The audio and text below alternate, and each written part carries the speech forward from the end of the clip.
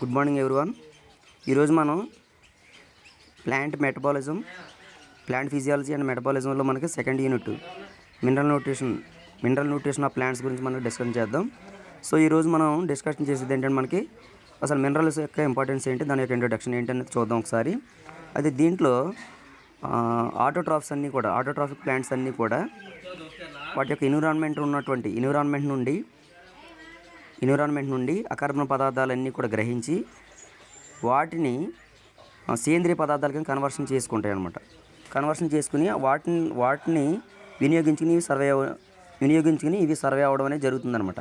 అయితే ఇక్కడ ప్లాంట్స్ అన్నిటిలో కూడా కావాల్సినటువంటి అకర్బన పదార్థాలన్నీ కూడా చాలా వరకు మనకి ఎక్కడంటే మనకి మృతిక నుండి మనకి లభించడం అనేది జరుగుతుంది అనమాట. అయితే ఇక్కడ మనకి ఈ మృతిక నుండి తీసుకునేటువంటి ఈ అకర్బన పదార్థాలని ఏం చెప్తామంటే మనకి పోషణ విధానం అని చెప్తాం, అంటే ఖనిజ పోషణ అని చెప్తాం. అంటే ఇక్కడ ఈ మొక్కలన్నీ కూడా మృతిక నుండి ఖనిజ పదార్థాలను స్వీకరించడం అనేది మెయిన్ కాన్సెప్ట్ అనమాట ఇక్కడ మనకి.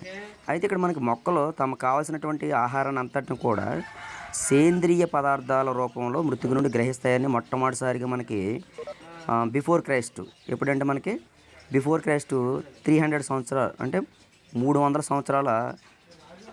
సంవత్సరాల్లో మనకి అరిస్టాటిల్ అనేటువంటి సైంటిస్ట్ మొట్టమొదటిసారిగా ఐడెంటిఫై చేయడం అనేది ఆయన ఒక కాన్సెప్ట్ చెప్పాడు అనమాట. ఐడెంటిఫై చేయడం at the same time concept అనేది చెప్పడం జరిగిందన్నమాట. ఆ కాన్సెప్ట్ ఏంటంటే మనకి హ్యూమస్ సిద్ధాంతం అనేటువంటి కాన్సెప్ట్ అనమాట. ఇది ఇప్పుడు మనకి ఈ హ్యూమస్ సిద్ధాంతం అంటే మృతిక నుండే మొక్క కావాల్సినటువంటి సేంద్రియ పదార్థాలన్నీ స్వీకరిస్తాయి. మృతిక నుండే మొక్క పెరగడానికి కావాల్సినటువంటి సేంద్రియ పదార్థాలన్నీ కూడా తీసుకుంటాయి అని చెప్పి, లేదంటే గ్రహిస్తాయని ఫస్ట్ టైం చెప్పినటువంటి శాస్త్రవేత్త అరిస్టాటిల్. కానీ ఆయన ఆ థియరీ అనేది ఎప్పుడైతే చెప్పాడో ఆ థియరీకి ఒక నేమ్ కూడా వచ్చిందనమాట. ఏంటది? హ్యూమస్ థియరీ అని చెప్తాం. ఈ థియరీ ఎప్పుడు మనకి ఇది వ్యాప్తిలోకి వచ్చిందంటే మనకి 16th సెంచరీలో, మనకి క్రీస్తు శకం 16th సెంచరీలో వచ్చిందనమాట. అయితే ఇక్కడ మనకి దీని తర్వాత ఏంటంటే మనకి చాలామంది వచ్చారు అన్నమాట. డచ్ శాస్త్రవేత్త వచ్చాడు, తర్వాత కేంబ్రిడ్జ్ యూనివర్సిటీ శాస్త్రవేత్త అయినటువంటి వుడ్వర్డ్ అనేటువంటి సైంటిస్ట్ వచ్చారు. వీళ్ళందరూ కూడా ఏం చెప్తారంటే, ఇప్పుడు డచ్ శాస్త్రవేత్త ఉన్నాడు, ఆయన ఎవరంటే జీన్ బాప్టిస్ట్ అని చెప్తాం. మనకి జీన్ బాప్టిస్ట్ అనేటువంటి సైంటిస్ట్ ఉన్నాడు, జీన్ బాప్టిస్ట్ హెల్మెట్ అని చెప్తాం. ఈయన హెల్మెట్ అనేటువంటి సైంటిస్ట్ ఈయన ఏం చేశాడంటే మొక్కలన్నీ కూడా నేల నుండి నీటిని మాత్రం ప్రధానంగా గ్రహిస్తాయని చెప్పాడు ఒక ఆయన.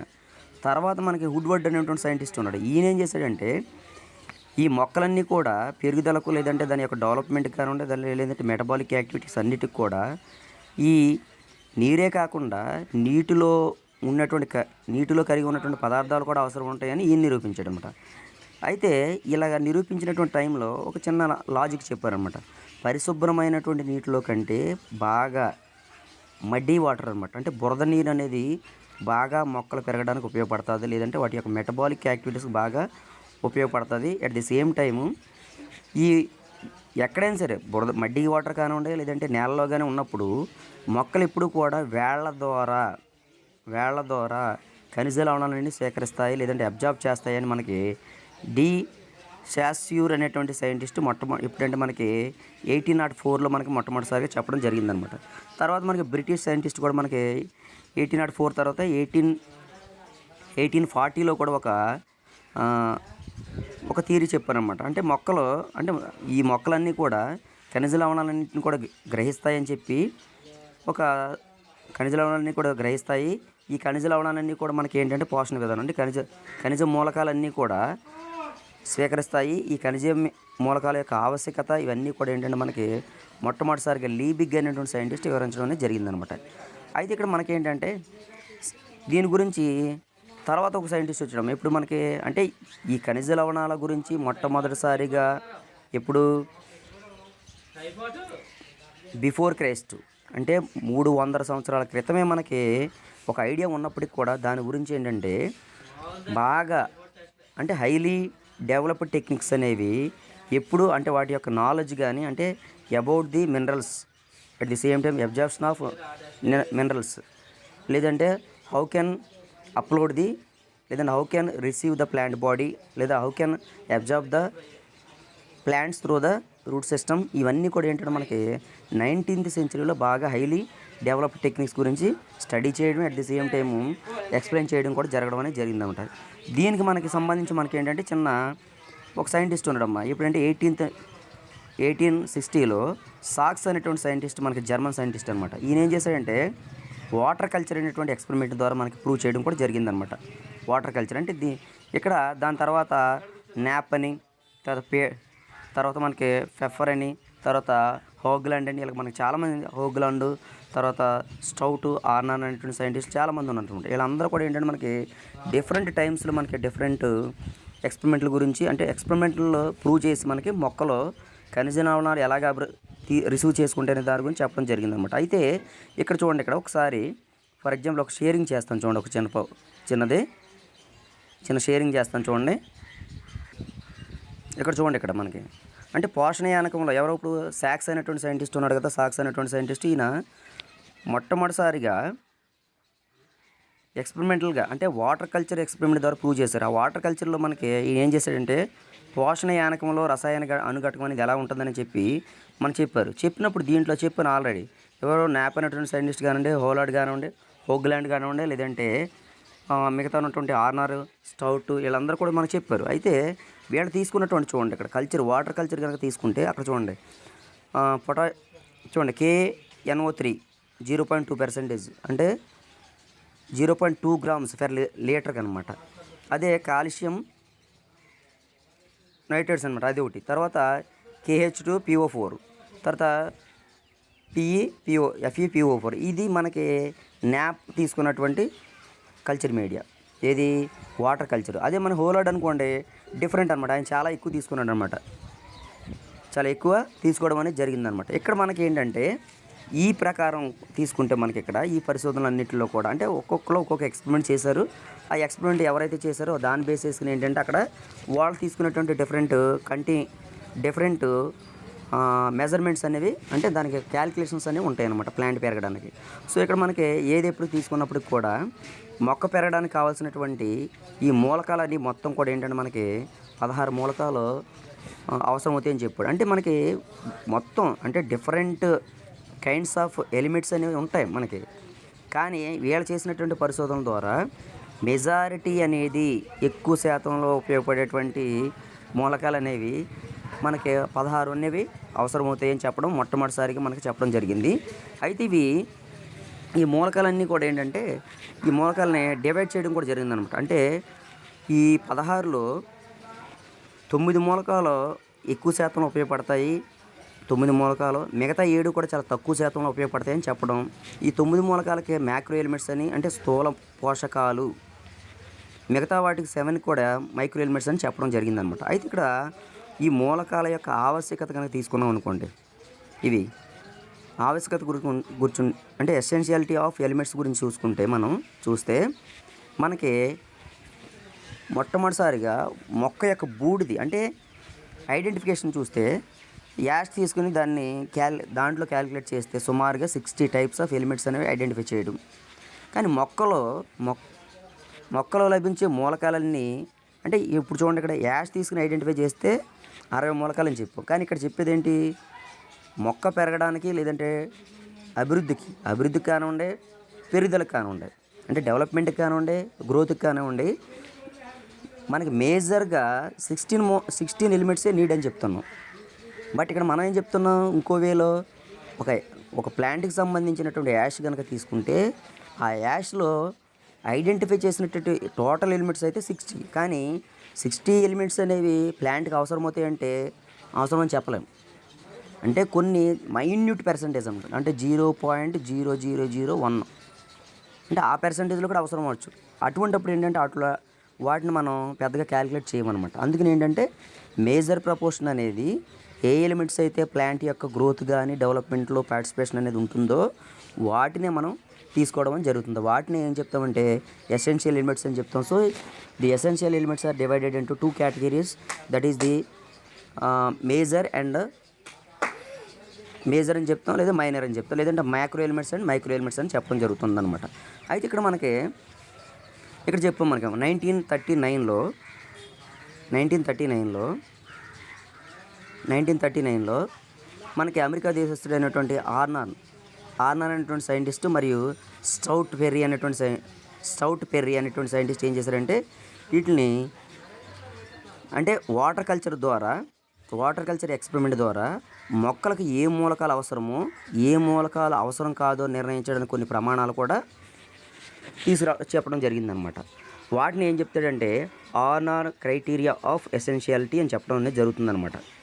దాంట్లో చెప్తాడనమాట మొక్క పెరుగుదల కంటే డెవలప్మెంట్కి కానివ్వండి, రీప్రొడక్షన్ ప్రాసెస్ కానివ్వండి, ఖచ్చితంగా ఎలిమెంట్ అనేది అవసరమై ఉండాలి. ఆ మూలకం ఒకవేళ which element is needed for the development and respiration, ఆ ఎలిమెంట్ అనేది ఏదైతే ఎలిమెంట్ అయితే రెస్పాండ్ అవుతుందో డెవలప్మెంట్కి కానీ రీప్రొడక్షన్ కానీ, ఆ ఎలిమెంట్ లేనప్పుడు ఖచ్చితంగా ఆ ప్రాసెస్ రెండు ఆగిపోవాలి. ఫస్ట్ ఎసెన్షియాలిటీ గురించి చెప్పినప్పుడు. రెండోది ఒక మూలకం కనుక తీసుకుంటే ఇప్పుడు చూడండి, ఫర్ ఎగ్జాంపుల్ చిన్న ఎగ్జాంపుల్ మనకి పొటాషియం ఉంది. పొటాషియం స్టొమాటో ఓపెనింగ్ అండ్ క్లోజింగ్లో మెయిన్ రోల్. ఈ పొటాషియం అనేది లేదనుకోండి, అక్కడ ఆ ప్రాసెస్ అనేది ఆగిపోతుంది ఖచ్చితంగా. అటువంటి ప్రాసెస్ అనేది ఉండాలి. అలాగా మనకి ఒక ఎలిమెంట్ ఫంక్షన్ అనేది రెండో ఎలిమెంట్ అనేది ఆల్టర్నేట్ చేయకూడదు అని రెండో రూల్ చెప్పడం జరిగిందన్నమాట. తర్వాత ఇంకో థర్డ్ వన్ ఏంటంటే ఆవశ్యక మూలకం అనేది తీసుకుంటే ఇది ఎప్పుడు కూడా ఏంటంటే మొక్క యొక్క కెమికల్ రియాక్షన్స్లో ఎక్కడైనా సరే పార్టిసిపేషన్ అనేది ఖచ్చితంగా ఉండాలి అని చెప్పడం అనేది జరిగిందనమాట. అయితే దీన్ని బట్టి ఏంటంటే మనకి ఇక్కడ ఈ మొక్కలు మనకి చెప్పడం జరిగిందనమాట. ఇది మొక్కల పైన చెప్పినటువంటి ఈ 16 ఎలిమెంట్స్ అనేవి మేజర్ రోల్ అనేది ఉంటుంది మొక్క యొక్క డెవలప్మెంట్ గ్రోత్లో. ఇవి కాకుండా కొన్ని ఉన్నాయమ్మ. ఏంటంటే సోడియం ఒకటి, సిలికాన్, కోబాల్ట్, నికెల్ కూడా ఇవి కొద్ది మోతాదులో అవసరం ఉంటుందని చెప్పడం కూడా జరిగిందనమాట.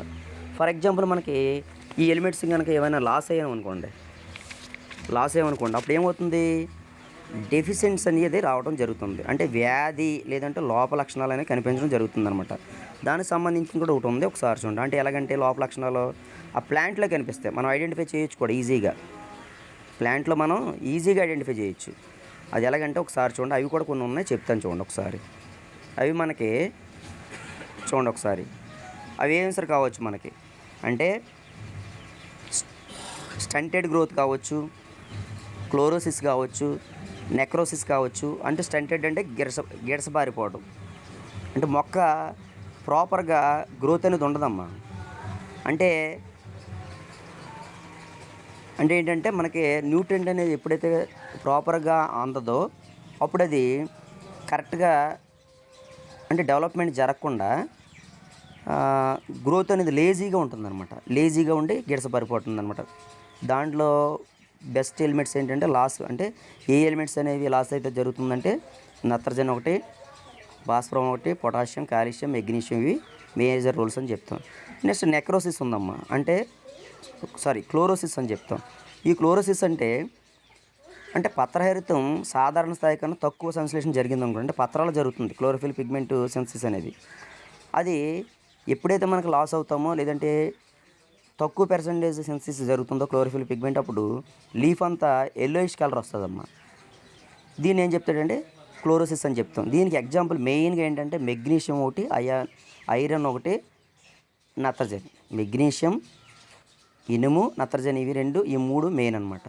నెక్స్ట్ ఇంకోటి ఇచ్చాడు మనకి నెక్రోసిస్ అని చెప్తాం. ఈ నెక్రోసిస్ అంటే మనకి ఇక్కడ ఏంటంటే జనరల్గా కణజాలం అనేది అంటే ఎక్కడైతే క్లోరోఫిల్ పిగ్మెంట్ అనేది ఉంటుందో ఆ క్లోరోఫిల్ పిగ్మెంట్ అనేది లాస్ అయిపోతుంది అనమాట. లాస్ అయిపోయి అక్కడ మనకి ఏం జరుగుతుందంటే మధ్యలో ఎక్కడైతే మనకి పత్రాల ఎడ్జెస్ కానీ, అంచులు కానీ, మధ్యలో కానీ, చివరి భాగాలు కానీ, ఇటువంటి వాటిలో క్లోరోఫిల్ పిగ్మెంట్ అంతా కూడా లాస్ అయిపోయి ప్యాచ్ కింద కనిపిస్తుంది అనమాట. ఇది మెయిన్గా ఏంటంటే భాస్వరం కానీ లేదంటే మెగ్నీషియం వల్ల జరుగుతుంది అనమాట ఇది మనకి. నెక్స్ట్ ఇంకోటి ఉందమ్మా, విల్టింగ్ అని చెప్తాం. విల్టింగ్ అంటే వడలిపోవడం. ఈ వడలిపోవడం కూడా సేమ్ మనకి చూడండి, ఇక్కడ భాస్వరస్ కానీ నత్రజని కానీ ఫాస్ఫరస్ కానీ ఈ రెండు లోపించినప్పుడు మొక్క వడిలిపోతుంది అనమాట. అంతా ఫెయిర్గా కానీ లేదంటే అంత ట్రాన్స్పరెంట్గా హెల్తీగా ఉన్నట్టుగా కనిపించదు అనమాట. నెక్స్ట్ మనకి రీప్రొడక్టివిటీ తగ్గుట, లాస్ ఆఫ్ చూడండి అంటే డిక్రీజ్ ఆఫ్ రీప్రొడక్షన్ అని చెప్తాం. అంటే ఇక్కడ ఏంటంటే ఫ్లవరింగ్ రావడం కానీ, లేదంటే ఫ్రూటింగ్ బాడీస్ కరెక్ట్గా ఏర్పడకపోవడం, లేదంటే ఎర్లీ స్టేజ్లో ఫ్రూటింగ్ కానీ ఫ్లవరింగ్ కానీ రాలిపోవడం, ఇటువంటివన్నీ జరుగుతాయి. ఈ ఎప్పుడైతే ఫ్రూటింగ్ ఫ్లవరింగ్ తగ్గిపోతుందో, రాలిపోవడం అనేది జరుగుతున్నప్పుడు ఖచ్చితంగా ప్రొడక్టివిటీ అనేది తగ్గిపోతుంది. రీప్రొడక్టివిటీ అనేది ప్రత్యుత్పత్తి ఒకటి. బెస్ట్ ఎగ్జాంపుల్ ఏంటంటే అక్కడ ఇచ్చాడు నత్రజని, భాస్వరం, కాల్షియం, పొటాషియం. అంటే ఇలాగ మనకి ఏంటంటే చాలా వరకు అనమాట, చాలా వరకు ఏంటంటే అంటే ఈ మనకి బెస్ట్ ఏంటంటే ఈ 5 కేటగిరీ చెప్పొచ్చు. ఇంకా చాలా ఉంటాయి అన్నమాట. ఇది మనకి ఎలిమెంట్స్ యొక్క లాస్ అయితే కనుక ఏం జరుగుతుందనే దానికోసం ఈ కొన్ని సిమ్టమ్స్ అనమాట, అంటే లోప లక్షణాలు అని చెప్తాం మొక్కల్లో. సో ఇక్కడ మనకి ఇదే కాకుండా ఒక చిన్న ప్రాసెస్ ఉందమ్మా. ఏంటంటే మనకి ఇక్కడ మొక్కల్లో అంటే ఇప్పుడు ఫర్ ఎగ్జాంపుల్ మీకు కొన్ని చెప్పాం, మెగ్నీషియం, ఐరన్, ఫాస్ఫరస్, నైట్రోజన్, ఇలా కొన్ని చెప్పాం. ఇవి పొటాషియం కానివ్వండి, కాల్షియం కానీ ఇవి ఫర్ ఎగ్జాంపుల్ మనకి ఏంటంటే ఇప్పుడు చిన్న ఎగ్జాంపుల్ చెప్పాను మీకు, ఏంటి క్లోరోసిస్ అని చెప్పాను, అంటే లాస్ ఆఫ్ క్లోరోఫిల్ పిగ్మెంట్ అని చెప్పాం. అప్పుడు ఏమైంది, ఆ లీఫ్ అనేది ఎల్లో కలర్ వచ్చింది. ఎల్లో కలర్ వచ్చింది అంటే అక్కడ మనకి క్లోరోఫిల్ పిగ్మెంట్ మెగ్నీషియం కానివ్వండి, ఐరన్ కానీ ఏదో ఒక లాస్ అనేది మనకి జరిగింది. దీనికి చిన్న లాజిక్ ఒకటి ఉందమ్మా. అంటే మూలకాల యొక్క డెఫిషియన్సీ అనేది ఎప్పుడు కూడా ముందుగా ఫస్ట్ మనం దేంట్లో ఐడెంటిఫై అవుతుందంటే ముదురు పత్రాల్లో కనిపిస్తుందమ్మా. తర్వాత అది గ్రాడ్యువల్గా లేత పత్రాల్లో కనిపిస్తుంది. అంటే ఎందుకని చెప్తామంటే మొబైల్ ఎలిమెంట్స్ అని చెప్తాం మనకి ఇక్కడ కొన్ని. అంటే ముదురు పత్రాల నుండి లేత పత్రాలకు ఎప్పుడైతే ఎలిమెంట్స్ అనేవి మూవ్ అవుతాయో, అంటే which elements are capable of movement from the older leaves to younger leaves. That type of elements is called mobile elements. At the same time కొన్ని ఉన్నాయి, అంటే కొన్ని ఎలిమెంట్స్ అనేవి నాట్ మొబిలిటీ, అంటే ఇమ్మొబైల్గా ఉంటుందన్నమాట, కదలదన్నమాట. అప్పుడు మనకేంటంటే ఆ లక్షణం లోపించినప్పుడు ముందుగా లేత పత్రాలు కనిపిస్తుంది అనమాట. అంటే మొబైల్ ఎలిమెంట్స్ ఉన్నటువంటి కేటగిరీలో ముదురు పత్రాల్లో ఫస్ట్ డెఫిషియన్సీ కనిపిస్తుంది. ఇన్మొబైల్ ఎలిమెంట్లో లేత పత్రాలు కనిపించడం జరుగుతుంది అనమాట. అది నైట్రోజన్ కానివ్వండి, భాస్వరం కానివ్వండి, మెగ్నీషియం అయితే అది మనకి ఎక్కడంటే మనకి అది మొబైల్ ఎలిమెంట్స్లో కనిపిస్తుంది. ఇన్మొబైల్తో అనుకోండి కాల్షియం, సల్ఫర్, ఇనుము, మ్యాంగనీస్, మాల్బినం, రాగి అంటే కాఫర్, ఇవి మనకి మెయిన్గా కనిపిస్తాయి అనమాట. అయితే ఇక్కడ ఈ ఎలిమెంట్స్ గురించి ఏంటంటే చాలామంది చాలా ఎక్స్పెరిమెంట్లు చేయడం జరిగిందమ్మా. ఆ ఎలిమెంట్స్ వచ్చేసరికి మనకి ఇక్కడ అంటే ఆ ఎలిమెంట్స్ని ఎలా ఐడెంటిఫై చేయాలి, దానికి ఇంపార్టెన్స్ ఏంటి, how can absorb the plant body అనే దానికోసం ఏంటంటే ఎక్స్పెరిమెంటల్ ప్రూవ్ అనమాట. దానికి ఏంటంటే మనకి సాలిడ్ మీడియం కల్చర్ ఒకటి, సొల్యూషన్ కల్చర్ ఒకటి, ఈ రెండు మనకి మెయిన్ అమ్మ. సాలిడ్ మీడియం కల్చర్ తర్వాత సొల్యూషన్ కల్చర్, ఈ రెండు కూడా మనకి ఒక ఎక్స్పెరిమెంటల్గా ప్రూవ్ చేశారనమాట. అంటే మొక్కకి అవసరమా కాదా ఎలిమెంట్స్ అనే దానికోసం చేశారనమాట. దీనికి ఫస్ట్ చూస్తే మనకి సాలిడ్ మీడియం కల్చర్ అమ్మ. దీంట్లో చూడండి ఒకసారి ఒక డయాగ్రామ్ షేర్ చేస్తాను చూడండి.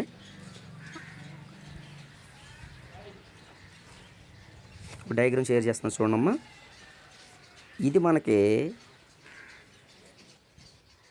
చూడండి ఇక్కడ ఇది మనకి స్లాబ్ కల్చర్ అని చెప్తామమ్మా. What is this slab culture అంటే స్లాబ్ కల్చర్ అంటే ఏంటి, ఇక్కడ ఏం చేస్తాడంటే దీంట్లో ఫస్ట్ ఒక ప్లాంట్ తీసుకుంటాడమ్మా. ప్లాంట్ తీసుకుని అంటే ప్లాంట్ పెంచడానికి ఎలాగంటే ఒక కల్చర్ చేసేటప్పుడు ఇలాగ అంటే ఈ సాలిడ్ మీడియం కల్చర్ చేసేటప్పుడు ఏంటంటే ముందు ఒక చిన్న పాత్ర తీసుకుంటాడు. అది కుండీగా పాట్ కావచ్చు, లేదంటే ఒక బకెట్ లాగా ఉన్నటువంటి లోతుగా ఉన్నటువంటి ఏదైనా సరే కావచ్చు మనకి. దాంట్లో ఏం చేస్తాడంటే ఇసుక, క్వాడ్జ్ లేదంటే మైక్రో గ్రావెల్ అనమాట, అంటే సూక్ష్మమైన కంకరతో ఏం చేస్తారంటే నింపుతారు. దాంట్లో మొక్కలను పెంచుతారన్నమాట. పెంచుతారు. ఆ? దీనికి ఏం చేస్తారంటే ఒక్కొక్కసారి ఖాళీ పాత్ర తీసుకుంటారు. అదే ఇప్పుడు మనం చెప్పేదంతా కూడా సేమ్ ప్యాటర్ను. దీంతో ముందేంటంటే ఈ కల్చర్ చేసేటప్పుడు ఏది సాలిడ్ మీడియం కల్చర్ చేసేటప్పుడు ఏదైతే మనం పాత్ర తీసుకుంటున్నామో ఆ పాత్ర తీసుకుని ముందేం చేస్తారంటే దాన్ని ఫస్ట్ శుభ్రంగా వాష్ చేస్తారమ్మా. ఏంటి మనకి డైల్యూట్ సజల ఆమ్లంతో లేదంటే స్వేదన జలంతో లేదంటే ఆమ్లంతో ఆమ్లంతో కానీ సజల ఆమ్లంతో కానీ మొత్తం అంతా వాష్ చేస్తారు. వాష్ చేసి దానిని ఏంటంటే వాష్ చేయడం అంటే ఎలాగా చూడండి ఇక్కడ. ఎందుకంటే దానికి ప్రూవ్ చేయాలి కదా మనం. మొక్క పెరగడానికి కావాల్సినటువంటి ఎలిమెంట్స్ అనేవి ఏవి అనేది ప్రూవ్ చేయడం కోసం ఏం చేస్తారంటే ఇప్పుడు మీకు చెప్పాం యాక్చువల్గా మొక్కలు ఎలాగా ఇసుక క్వార్ట్జ్ సో మైక్రో ఎలిమెంట్స్ దేంతోనైనా నింపిన పాత్రలు పెంచుతారు. కానీ ఒక ఎలా పెంచుతారు దాన్ని? ఒక క్లీన్గా ఉన్నటువంటి ఒక పాత్ర తీసుకుని ఆ పాత్రలో ఇసుక లేదా క్వార్ట్జ్తో నింపి దాన్ని పైనుండి ఏం చేస్తారంటే ఆమ్లంతో తర్వాత స్వేదన జలంతో శుభ్రం చేస్తారు. ఇప్పుడు నిర్ణీతమైనటువంటి సమపాలలో మనం ప్రిపేర్ చేసుకున్నటువంటి ఖనిజ మూలకాలని ఒక ద్రావణం తయారు చేసుకుంటారన్నమాట. తయారు చేసి దాన్ని ఏం చేస్తారంటే అంటే ఇప్పుడు మనకి ఆ మొక్క చూడండి, అక్కడ కింద పాత్ర ఉంది, పైన మొక్క ఉంది. అక్కడ చేతితో పోషకాలు అందించడం అని చెప్పాడు అక్కడ. అంటే ఏంటి? ఆల్రెడీ ఆ బకెట్లో కింద ఉన్నటువంటి పాత్రలో ఇసుక క్వార్ట్జ్ పెట్టి ఫిల్ చేసాం, దాంట్లో మొక్క పెట్టాం, దాన్ని ముందు వాష్ చేసేసాం. వాష్ చేసిన తర్వాత మనం ప్రిపేర్ చేసుకున్నటువంటి న్యూట్రియంట్స్ మనం ఒక గెరిటితో కానీ ఒక మగ్గుతో కానీ మనం ఏం చేస్తాం దాంట్లో పోస్తాం అన్నమాట. పోస్తే ఆ కింద మొక్క కలిగే రూట్స్ ఉంటాయి కాబట్టి అది మనకి ఏంటంటే సేకరిస్తుంది. కానీ ఈ పోసేటప్పుడు ఏంటంటే ఒక టైం పెట్టుకుంటాం, టైం స్లాట్ పెట్టుకుని నిర్ణీత సమయాల్లో ఎప్పుడు కూడా ఫ్రీక్వెంట్గా ఇస్తూ ఉంటాను అనమాట. ఇస్తే మొక్క కావాల్సినంత రిసీవ్ చేసుకుంటే రిమైనింగ్ ఏంటంటే కింద ఉన్నటువంటి ఓపెనింగ్ ద్వారా కిందకు వచ్చేస్తుంది అనమాట. కింద ఓపెనింగ్ ద్వారా వచ్చేస్తుంది అనమాట. అంటే అక్కడ ఖచ్చితంగా మొక్క అనేది మనం ఇచ్చినటువంటి పోషకాల ద్వారా పెరగడం అనేది జరుగుతుంది, లేదంటే చనిపోవడం జరుగుతుంది. దీన్ని స్లాబ్ కల్చర్ అని చెప్తాం. ఇంకోటి ఉందమ్మా, ఇంకొకటి అదేంటంటే మనకి డ్రిప్ కల్చర్ అని చెప్తాం. డ్రిప్ కల్చర్ అని చెప్తాం. డ్రిప్ కల్చర్ చూడండి, ఇక్కడ మనం ఇంతకుముందు ఇచ్చింది స్లాబ్ కల్చర్లో స్లోప్ కల్చర్లో మనం ఇచ్చాం, దేనిదన్నా పోర్ చేసాం అనమాట. కానీ ఇక్కడ డ్రిప్ కల్చర్లో అలా కాదు. ఎలాగంటే ఒక సేమ్ ఇందాకలైనా ఒక పాత్ర తీసుకుంటాం, దాంట్లో మొక్క వేస్తాం, మొక్క పెంచుతాం. పెంచేటప్పుడు దాని పక్కన ఏం చేస్తామంటే ఒక దిమ్మ కింద కట్టి చిన్నదే, దానిపైన ఏం చేస్తామంటే ఒక గాజు పాత్ర కానీ లేదంటే మరొకటి ఏదన్నా పెట్టి దాంట్లో ఆల్రెడీ మనం ఏం చేస్తామంటే ఆ పాత్రలో ప్రిపేర్ చేసేస్తాం మొత్తం. ఏది న్యూట్రియంట్స్ ఉన్నటువంటి అంటే మినరల్ న్యూట్రియంట్స్ ఉన్నటువంటి మొత్తం అంతా కూడా వాటర్ రూపంలో తయారు చేసేస్తాం. తయారు చేసి కింద దానికి పైన ఒక మిద్దెలాగా తయారు చేసినట్టు దాని మీదకి మొక్క ఎక్కడైతే ఉందో ఆ మొక్క భాగానికి చిన్న పైప్ లైన్ కనెక్షన్ ఇస్తామన్నమాట. అంటే ఏంటి, పైన పాత్రలో పోసాం అనుకోండి, నెమ్మదిగా మనం అక్కడ నాజిల్ ఉంటుందండి. మన సెలైన్కి ఎలాగైతే నాజిల్ సెలైన్కి క్లోజింగ్ అంటే స్టాపు ఓపెనింగ్ ఉంటుంది కదా సెలైన్కి, అటువంటి చిన్న ట్యాప్ సిస్టమ్ లాగా ఇస్తారంటారు. స్లోగా రావడానికి కానీ పైప్ ద్వారా స్పీడ్గా రావడానికి అలాగ ఇస్తాడనమాట.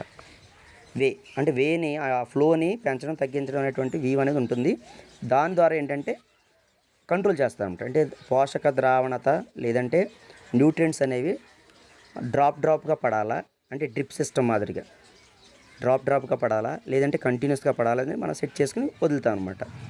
వదిలితే అది కంటిన్యూస్గా మనకి ఆ మొక్క మొదలు పడుతుంది. ఆ మొక్క అంతా కూడా ఏం చేస్తుందంటే రూట్ సిస్టమ్ ద్వారా అబ్జర్వ్ చేసుకుంటుంది అనమాట. అయితే ఇక్కడ ఇలాగ మనకి డ్రిప్ అంటే చుక్కలుగా వస్తుంది. అంటే డ్రిప్ కల్చర్ అని ఎందుకు చెప్తామంటే పైన ట్యాంకర్ నుండి కింద ఉన్నటువంటి మొక్కలోకి గొట్టం ద్వారా చుక్కలుగా పడుతుంది అనమాట. ఇప్పుడు డ్రిప్ సిస్టమ్ అంటే ఏంటి? స్ప్రింక్లర్లో డ్రిప్ సిస్టమ్ అని చెప్తూ ఉంటాం మనం. అంటే వాటర్ని సప్లై చేసేటప్పుడు స్ప్రింక్లర్లో అనుకోండి జల్లుగా పడుతుంది అనమాట. డ్రిప్ అనుకోండి అక్కడ కొంచెం లైట్గా చాలా స్లోగా డ్రాప్స్ మాదిరిగా కానీ చిన్నగా పడడం కానీ జరుగుతుంది అనమాట. ఎప్పుడు కంటిన్యూస్గా మొక్క మొదల తేమ ఎక్కువగా ఉండడం అనేది ఉంటుందన్నమాట. అలాగే ఇక్కడ ఇవ్వడం అనేది జరుగుతుంది అనమాట. ఈ పద్ధతిని ఏం చెప్తాడు? డ్రిప్ కల్చర్ అని చెప్తాడు. అయితే ఇక్కడ మొక్క యొక్క బయోలాజికల్ యాక్టివిటీస్ అంటే బయో రియాక్షన్స్లో కానివ్వండి, లేదంటే ఇక్కడ జీవక్రియలన్నిటిలో అంటే ఇలా ఇవ్వడం వల్ల మనకి ఆ మొక్క బాహ్య లక్షణాలు అంటే మార్ఫలాజికల్ క్యారెక్టర్స్ కానివ్వండి, లేదంటే మామూలుగా క్యారెక్టర్స్ కానివ్వండి, మార్ఫలాజికల్ క్యారెక్టర్స్ని ఈజీగా ఐడెంటిఫై చేయొచ్చు. ఫర్ ఎగ్జాంపుల్ మనం తయారు చేసినటువంటి కల్చర్ వాటర్లో ఏదైనా ఒక వాటర్ డ్రాప్ కనుక తక్కువ వచ్చింది అనుకోండి, అంటే వాటర్లో అంటే న్యూట్రియంట్ వాటర్ అనమాట. ఆ న్యూట్రియంట్ వాటర్లో ఏమైనా ఎలిమెంట్స్ అనేవి మనం తక్కువ చేస్తాం. ఫర్ ఎగ్జాంపుల్ మెగ్నీషియం, ఐరన్ తగ్గించామనుకోండి, ఇక్కడ క్లోరోఫిల్ పిగ్మెంట్ అనేది లీవ్స్ అన్నీ కూడా ఎల్లో కలర్లో ఉంటాయి. అలా కూడా మనం ఐడెంటిఫై చేయొచ్చు. అంటే మొక్కకి ఏదైనా లోప లక్షణాన్ని ఐడెంటిఫై చేయాలంటే ఈజీగా చేసేయచ్చు ఈ పద్ధతి ద్వారా. అదనమాట. అయితే ఇక్కడ మనకి ఎప్పుడు కూడా సాలిడ్ కల్చర్ మీడియా అనేది సాలిడ్ మీడియం కల్చర్ అనేది చేసేటప్పుడు ఎప్పుడు కూడా మొక్కని యానకంలో పెంచేటప్పుడు ఎప్పుడు కూడా ఆ వేరు వ్యవస్థ బాగా నాటుకుంటుందా లేదని చూడాలి. ఆ ఇసుక రేణుల మధ్య అవకాశంగా వాయు మార్పిడి తగినంతగా జరుగుతుందా లేదా చూడాలి. At the same time pH విలువ అనేది ఎప్పుడు కూడా కరెక్ట్గా ఉంటుందా లేదనేది ఇప్పుడు కూడా సరి చేయాలన్నమాట. అదేవిధంగా micro nutrients at the same time quartz వాడడం అనేది ఎప్పుడు కూడా ఇక్కడ micro elements at the same time quartz అనేది ఎప్పుడు అంత ఎక్కువ ఇంపార్టెన్స్ అనేది మనం ఇవ్వవసరం లేదనమాట ఇక్కడ దీనికి. ఇవి మనకి ఏంటంటే మనకి ఫస్ట్ది ఏంటంటే కల్చర్ ఎక్స్పెరిమెంట్స్లో ఫస్ట్ ఎక్స్పెరిమెంట్ ఏంటంటే మనకి ఇక్కడ సాలిడ్ మీడియం కల్చర్ అనమాట. దీనికి సంబంధించింది నెక్స్ట్ మనకి ఉంది అంటే ఇది ఫస్ట్ది టెక్నిక్ అనమాట.